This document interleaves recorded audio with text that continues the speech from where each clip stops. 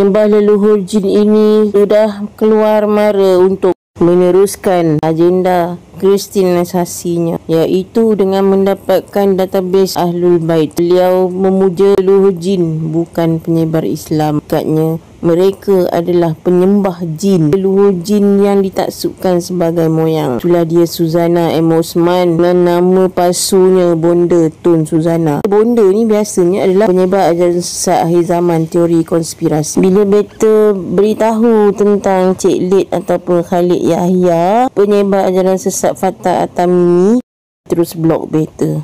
Bermaksud dia ni bukannya Ahlul Bait yang sebenar, dia adalah scammer. Fatah At-Tamimi tu adalah anutan Al-Arqam, alias JSBH, Al-Ikhwan ataupun Rufaqah yang telah difatwakan memesongkan akidah oleh Mufti Malaysia. Mereka akan hipnosis semua orang yang hadir.